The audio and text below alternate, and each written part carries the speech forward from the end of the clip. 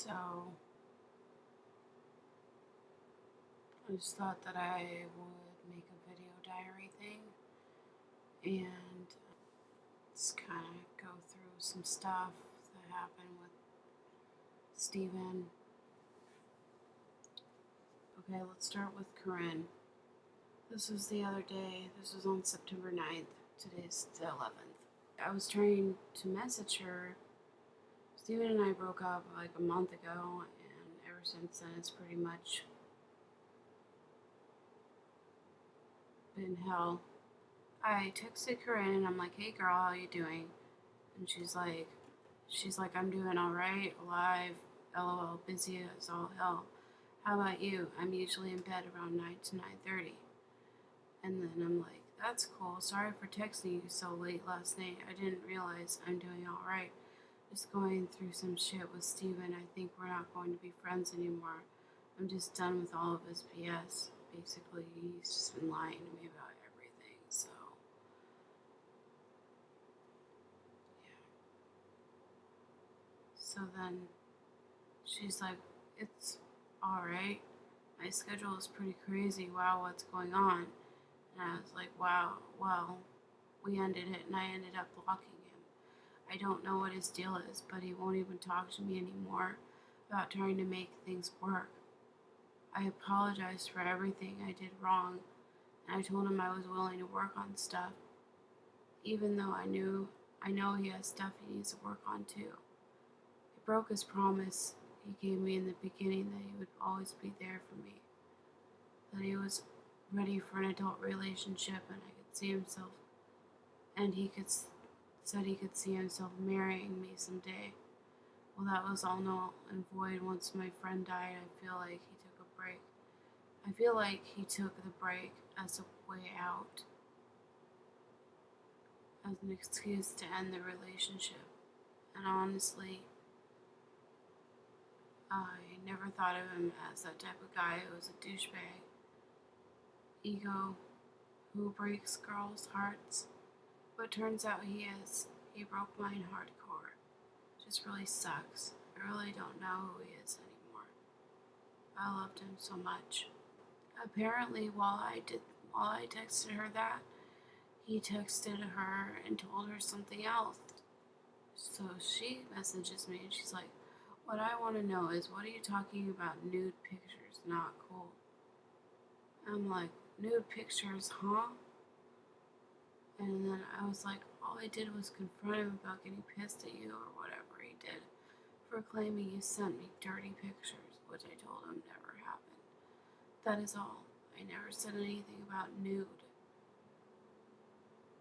Basically, she stopped talking to me after that. She's just like, "What the fuck? Everyone is so confusing and this is stupid. Ugh, this is why I hate people." LOL. I was like, "What did he say?" And I was like, "Yeah, it is stupid. I'm done with all of his bullshit lies. Everything that comes out of his mouth is a fucking lie. Everything. That's why we haven't been getting along and why I don't trust him. I can't be friends with someone who lies, especially about important stuff. Sorry for getting you in the middle of all this. I just need to vent, I guess. I'm really upset over everything that has happened between us." And I was like, I just needed to vent, I guess. "I'm really upset over everything that has happened between Steven and me. I hope you and I can still be friends." And then I apologized to her again.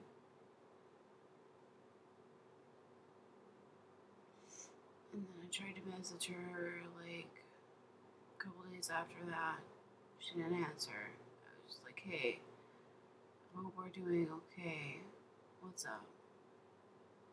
And then um, she's like, "Dude, I'm just busy with school and work. I don't text or anything anymore."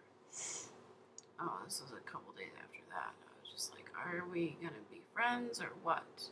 Basically, like, so I just feel like you don't even want to talk to me anymore, and I'm just kind of, I don't know. I was getting frustrated, and then she's like, "You kind of apologize for stuff too much. Shit happens. You have to stop saying sorry for everything. It gets annoying and old pretty quick. I'm not mad at anyone, and no, Steven didn't tell me, someone else did tell her that about the nude pictures or whatever it was, I guess. And if you're gonna keep talking about all this crap, then we won't be friends. I rarely even talk to Steven yet anyone. I'm done with drama BS crap, and if it keeps being brought up, I won't be friends with anyone. I even told Steven that I'm done with the drama. I don't need other people's crap in my life. Yeah, it sucks a good friend died. It's hard, but you have to keep moving on, otherwise your life will have no meaning. Well, it's kind of hard to have meaning in your life when the one person that you thought trusted, that you could trust, left you. I mean, it's kind of hard. Just saying. It is really hard.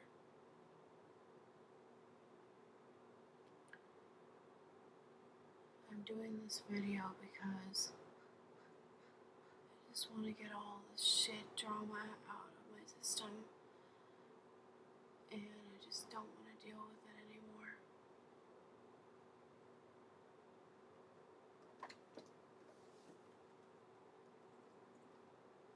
So, anyway, she's like, it's part of a cycle. It's sad, but it happens. Just remember the person for who they are, not how they died or anything. Yeah, kind of try to do that grin, but it's kind of hard. Especially when I stood at her bedside in the hospital and I held her hand the day before she died. It's kind of hard. You know? And then I ask Steven for support, and he doesn't give me any support. So, and then he goes off and tells everybody that I'm an overdramatic person, and that, I need to stop being so clingy and all this stuff, and I don't. Anyway, that's what she goes on to say pretty much. She's like, and just FYI, yes, your friend died, but in an adult relationship, if you guys are not living together, that other person cannot be there 24/7 for you. You have to build a relationship that takes time. Don't try and force yourself in and be around them 24/7. That will drive someone crazy. I'm speaking from experience.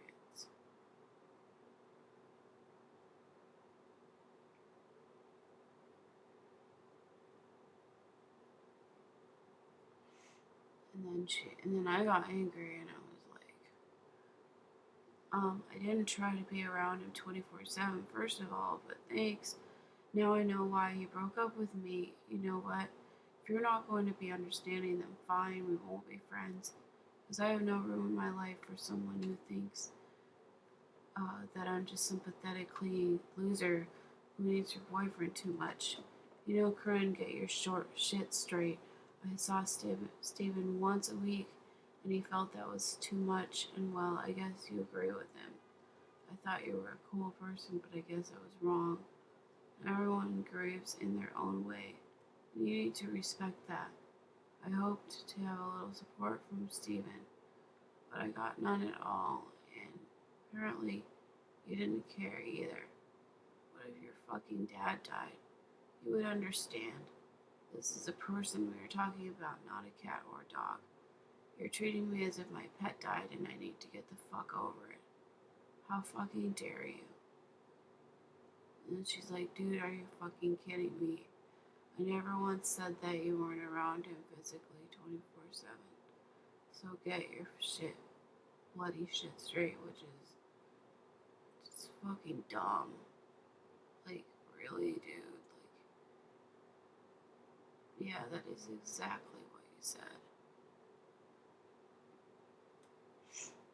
And I don't care, dude. You have way too much drama.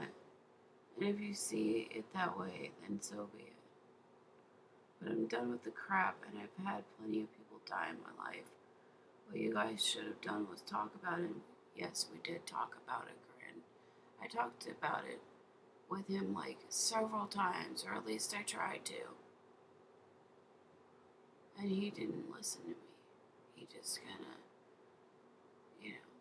kind of water off a duck's back kind of a thing. And if he wasn't understanding, then you should have left him. Yeah, I took a break. I was hoping that he'd be there for me when I came back. But he didn't.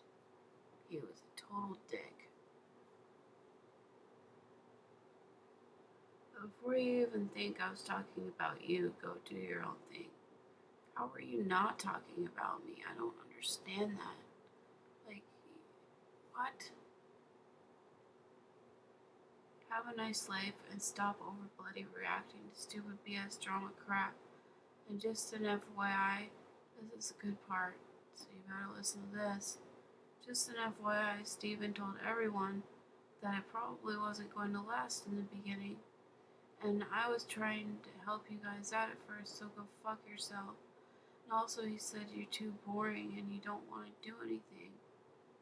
He never wanted to do anything himself. I would always be like, hey Steven, do you want to go out to eat? And he'd be like, no, I don't have any money. So then I'd be like, well, we could, he lives on a fucking island. So, I mean, this is what the hell, like, dude. This is where I'm like, what?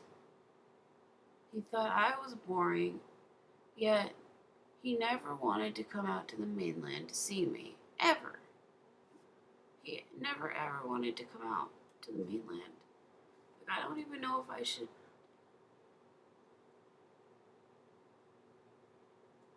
even talk to him about it. Because I don't want to cause any more drama. But this is just ridiculous. In our whole relationship, he came out to the mainland twice. And then that was it. He just wanted to friggin' stay at home all the time. He thought, and then he tells everybody else that he thinks I'm boring. I just don't get that. It doesn't make any sense to me. Then she says, but I know that isn't the full truth. I'm assuming she means that's not the full truth as to why he broke up with me or whatever. And she's like, you guys are completely different, which isn't really true. We're not that different. I mean, yeah, we're different, but we're not that different. I don't agree that we're fundamentally different, according to his mom. Like, I really don't. I think that we could have worked things out if he had really tried. I was trying. But, like,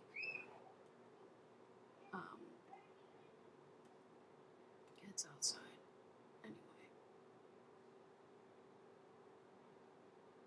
And then she's like, and before you go and post this shit on Facebook, go grow up. Also, another FYI, I know way more than you think I do. Before you piss me off further, you better stop. I'll make you cry and hurt you so bad. I tell people I'm a bitch. Well, you may just find out more if you don't stop. I don't understand why she went off on me in the first place. I never really said anything that bad to her. I don't get it. Like, and then not only that, so then I go to Steven and just like, I need to talk to you, and then I just told him what she told me. I need to get some shit straight. So someone told me that you didn't think our relationship would last in the first place. Then why date me? And you thought I was boring? Why not say anything? Why not say something? All I want to know is, Stephen, what is the real reason you broke up with me? Seriously. Because I don't think it was because you were depressed. He's like, it's everything over and over again. And you don't deserve anything. You have no right to say what you said. I don't get what he means by that either. You have no right to say what you said and then contact me. Yeah, I heard about it, and frankly, I'm disappointed in both of you. You for pushing people, and Corinne for flapping off at the mouth.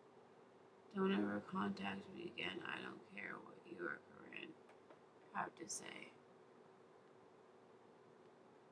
And then I texted him a few more times after that. He didn't answer.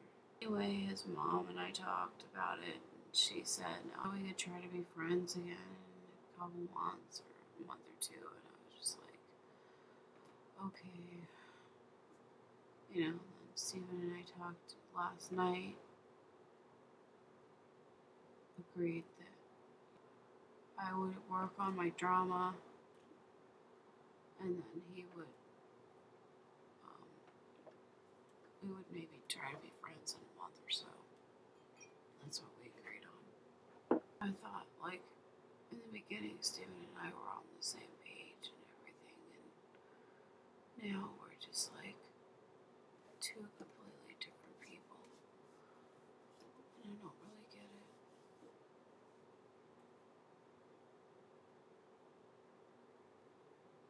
I know I said that a million times, but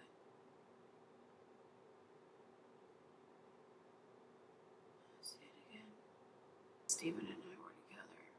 I was really happy. I really was. I was very happy. I had no desire at all to see or talk to any other guys. He was the one. He was the one I wanted to talk to all the time. I didn't want to talk to anybody else. I felt no point. And then he brings Amanda into the picture. And she's like this new toy or whatever. She's like, that's how he explained it. And then all of a sudden he's talking to her all the time. Every single day they talked. He was excited to talk to her. Like he would just sit there and text her all day long while I was there. I don't know about you, but I just didn't really feel comfortable with that. Especially when we would be sitting there, like, for example, watching movies or watching stuff on YouTube, which was what he frequently did. He calls me boring, and he sits there and watches YouTube videos all day long. He could sit there and do that all day.